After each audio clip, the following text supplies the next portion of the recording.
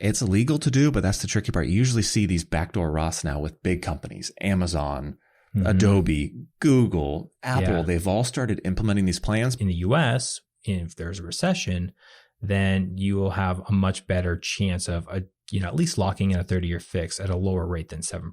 So you have 4 years to see if that opportunity presents itself. So don't do anything rash right now. That's where my first reaction was.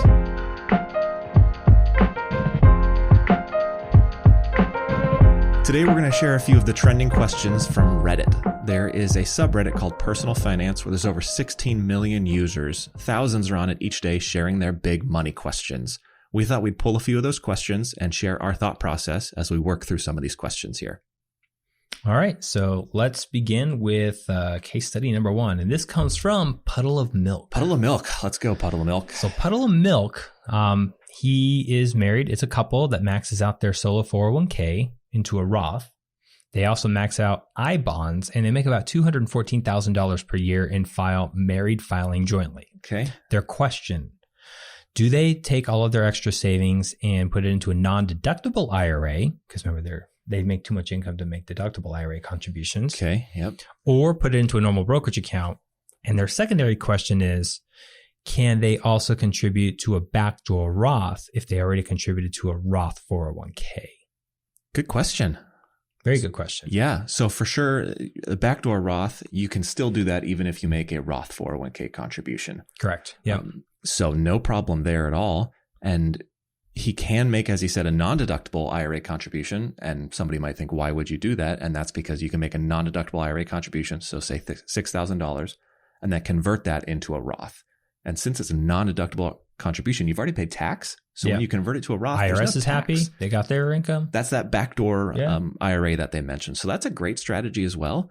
And it didn't seem like they mentioned anything on an emergency fund, right? Like, no, they didn't mention anything about an emergency fund or debts or anything like that. But obviously, before you do anything like this, you want to make sure you actually have savings set aside. Yeah. So this goes back to our very first episode that I'm sure nobody watched. Probably. But if you want to watch it, it's our first one. A little rough, but good information there. But first things, whenever you have any type of extra money, where do you put that savings? We came up with our sequence of savings. Yeah. And number 1 is your emergency fund. You want to have at least 3 to 6 months worth of your living expenses set aside in liquid assets. And most of the time that means just cash. Yeah. In a high yield savings account like Ally or Synchrony or something like that. So they didn't mention that in this case study, or not really a case study. It's a Reddit. Their Reddit question, forum. Yeah. But we got to assume it. We got to assume it for this case. that they actually have that in there. Okay. So. Yeah. After that, make sure they don't have any high interest debt, right? There's no credit card debt or anything like that. But yeah, I think that's a certainly a good option, a backdoor Roth, but I do think that they could look at just a traditional brokerage. He mentions that, should I do this? And while there is some potential tax planning involved with the backdoor Roth, and it can have long-term benefit, depending on your short-term goals, they might just want to have a simple traditional brokerage account, which gives them so many options and more liquidity to, if you need this and your life changes, you can just take the money out. Correct. Whereas if you do a backdoor Roth, it's great, but you're stuck with not really supposed to use that money till you're 59 and a half. Right. Yeah. So, all right. HSA, that's another big one that they could look at for sure. They could look at an HSA of should they fund that? That can lower their tax bill. It also has a solo 401k. So you could take a look at what that solo 401k is and your own company plans and see, could they maybe change up that plan? And maybe they could do a mega backdoor Roth through their actual 401k. Yeah. I'm not sure if solo 401ks allows you to do a mega backdoor Roth. I'm not saying that you can't do it. I'm really unsure whether you can do that at all. Yeah, you can through a solo. Yeah, I haven't ran into many options in terms That's of the tricky part. Finding a provider that will actually do that. I know it's legal and you can do it. Yeah. But if you find that magical provider, let me know, because we have a handful of clients that would probably be very interested in that. Yeah, it's illegal to do, but that's the tricky part. You usually see these backdoor Roths now with big companies, Amazon, Adobe, Google, Apple. They've all started implementing these plans, but they have a little bit more funds to be able to pay a third-party administrator to run that 401k than just a solo provider, right? So, but that's something to look at if they feel like they're in a position to really save. Yeah. Absolutely. But a good question. It's one we all think, where do I put my money? All right. Puddle of milk. All right. Next to Confused in California. Oh, okay. So Confused in California, they recently got a 5/6 adjustable rate mortgage. So this is an ARM. 5/6 ARM is basically means that it's going to be fixed for 5 years, and then it will adjust after that 5 years every 6 months in terms of wherever the interest rate environment is at that time. Oh, he's feeling stressed. They originally got this mortgage in April of 2021. They opted for a 2.25% rate versus a 2.75% 30-year fixed. And he knows that was a dumb mistake. Okay. The mortgage payment is currently $3,700 per month. If it were to adjust at the current rate of 7% today, that payment would be $6,000 per month. Ooh, that's a big jump. This individual lives in California, married, has 2 kids, 5 and 1 years old, and he's 41 years old. Makes about $600,000 per year. They work in tech, and part of his income is RSUs. Okay. Net worth is $2.5 million. So clearly doing things well. Doing great. High income, great net worth. The question is, where should he put his extra money? Should he keep paying extra to his mortgage, which he's doing right now? Should he invest in muni bonds? Should he invest in VOO, which is the S&P 500 Vanguard fund? Or should he contribute more than just the $400 per month into a 529 plan for his 2 kids? So $400 for both. Okay. So there was a lot to break down in this one. It's a loaded question. Wow. Obviously, he's posting it up there saying, hey, I have this big ticking time bomb right now with this adjustable rate mortgage. Yeah. It's a great rate right now. I mean, $3,700 per month. That's great. I mean, I'm assuming that's really low for a 2.25% interest rate, but he's looking to say, hey, look, if it were to adjust today, my mortgage would be over $6,000 per month. That's close a big jump. Double. Yeah. So the way I look at it is you have about 4 years before this mortgage adjusts. So you have some time. Obviously, right now is not a good time to lock in a mortgage at a 30-year fixed. Mm-hmm. So I would wait, if things get really dicey and if there is a recession. Remember, recessions are deflationary. So if interest rates do come down here in the US, if there's a recession, then you will have a much better chance of at least locking in a 30-year fix at a lower rate than 7%. So you have 4 years to see if that opportunity presents itself. So don't do anything rash right now. That's where my first reaction was for this. I'm the same. He mentioned already currently even paying extra to mortgage principal. And I would, if he's trying to maximize his money, I would probably just stop that as well. I wouldn't look at trying to pay this off at a 2.25% rate. It's almost free money. You can go and just get treasury bills. So basically 1-year treasury bonds, and they're going to earn double that right now pretty much. So I don't see a big need of paying off the mortgage. Yeah. I think on the 529, he mentioned $400 for his 2 kids. He lives here in California. Everybody wants to fund differently how much they want to contribute to a kid's education, anywhere from 0 to 100%. Yeah. But if 50% or above of college funding is his goal, that number for sure has to increase. Yeah. But that's separate from what do I do with this adjustable rate? Right. I think he looks at, basically finding a place to put this in relatively like cash. I would look at treasury bills that are yielding just over 4%. Mm-hmm. He won't have to pay state income tax on that, which is going to help because he's in a high tax bracket here in California with his income. Yep. And I look at, hey, I just keep building up this fund. And in 4 years, when this rate adjusts, I look at what the rate is. I do some hoping that it's lower than it is right now. But if not, then he can look at, okay, now I've got a high rate, 7% maybe if everything stays the same. Mm-hmm. Now I've built up this cash surplus. I've earned interest along the way being in treasuries. And now I maybe make a lump sum towards my mortgage to at least lower that monthly. Yeah. That's what I think. What do you think? Between now and then, I could see that. I'm a little bit tepid in saying, yes, you should actually, invest this in really short-term conservative bonds. But I understand the big potential liability that's out there. So I would say at least between now and 4 years from now, you can do that. Yeah. But whenever he asks the question, should I be investing in munis? You're 41 years old.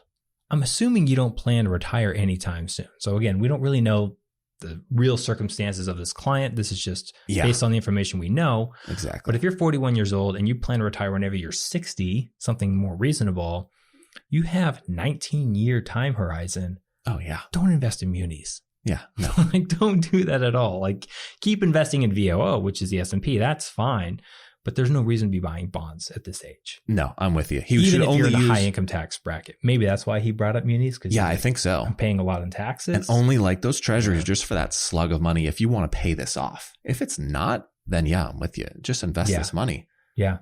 And move on. And probably contribute a lot more to 529s because if that's college costs are not going to be $400 is not going to cut it whenever your 501-year-old goes where to my school. mind goes when you mention $600K, but works in tech and a lot of the comp is in RSUs. I mean, that fluctuates. So again, I'm sure his RSUs, I'd be willing to bet his RSUs are not doing great right now. No. And a lot of people in tech, 25 to sometimes 50% of your comp can be based on RSUs and stock. And even more as you get to more senior developers. I mean, you can really get a lot of your compensation in stock. So that's a big thing to look at when he thinks about this. I'm sure that's all compiling in that.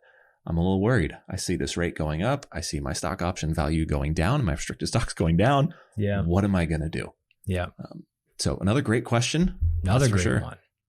All right. So let's move on to the third one. Okay. Let's see who we got. Number 3 is doubtful in Denver. Ooh, doubtful in Denver. Okay. I like the name. Married 36-year-old business owner in Denver, makes $300,000 per year. They plan to have a kid soon. He also has a mentally challenged brother that he will need to assist in the future. Okay. Has about $13,000 in an Acorns emergency fund. He lists out a few other investments and savings accounts. They're all nominal amounts, but they're relatively small given his income amount. Okay, yeah. And so his big question is where, again, sort of like the confusing California, where should he put his extra savings? It's the ultimate question, right? It is. Where should I put my money to make the most of it and make a smart decision? Yes. It's not an easy one. No, it's not at all. There's a lot going on with this one. That's a number of different conflicting priorities potentially, right? Yeah, and that was kind of where I was thinking is it may not be that complicated right now, but the fact that he plans to have a kid soon and the fact that he's got a brother where he doesn't know when, I'm assuming he doesn't know when, but at some point he's going to have to assist his brother because he's mentally challenged, plus retirement, plus all the other goals that every kid on the way has. Yeah.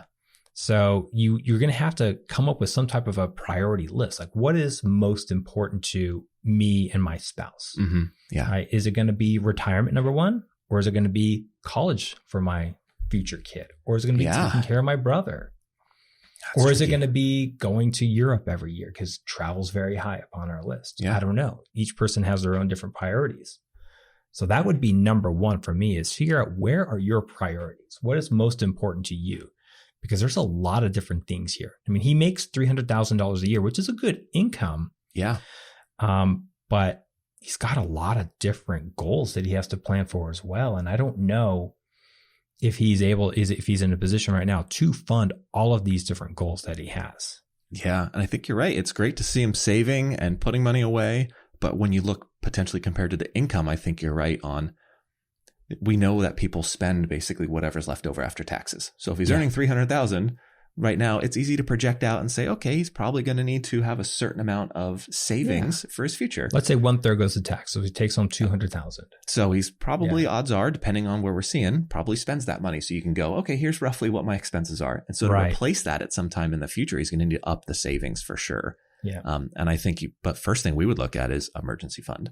Yeah. You've got $13,000. It says it's in Acorns. Take a look at if that's the best place for it. What's their current yield? That didn't sit right with me either. And make sure that it's also not invested. So Acorns does have banking, of course, but Acorns again moves your change from your spending and it'll fund an account.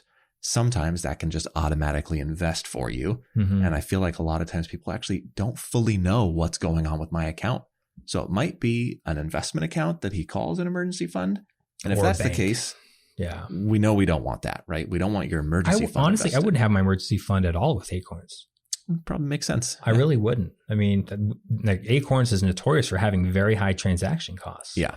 So again, I don't know exactly what type of Acorns account this individual has, but honestly, just keep generally speaking, high yield savings account. Yep. That's generally the best place. Yeah, that makes sense. Yeah. After that, I probably same thing based off of the description, an HSA again. I talk about HSAs all the time. Yep. It's in a higher tax bracket. It's a good place to everybody needs an HSA. Save money, invest, and it's flexible when you have those kind of emergency medical situations. You can use it.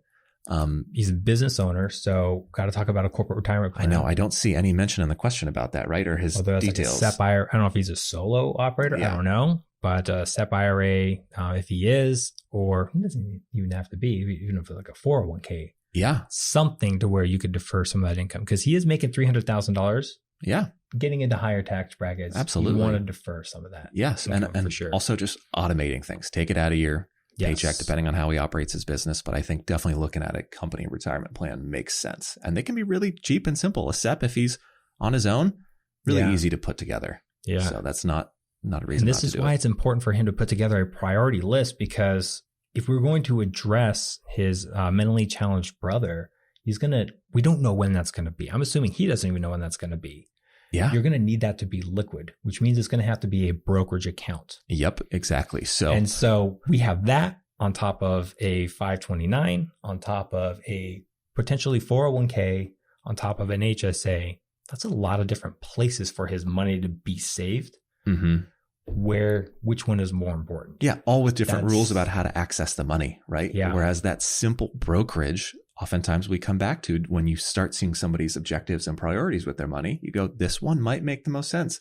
Might not have the best tax benefit, but it gives you options. It lets you at any point in time take that to support a child, help you fund something with your business, help you support your brother. And all these other accounts don't have that. They might be tax savings involved, but you're living in the real world and stuff happens. So you need to have those options. This is a challenging one. There's a lot here. Yeah, that's a tricky one. Yeah. I think, he needs to figure out his priorities, step one. Yeah, I'm with you there for sure. So, all right. Well, that's all we have for today. If you have any questions or any comments, please let us know. We're happy to address those. Yep.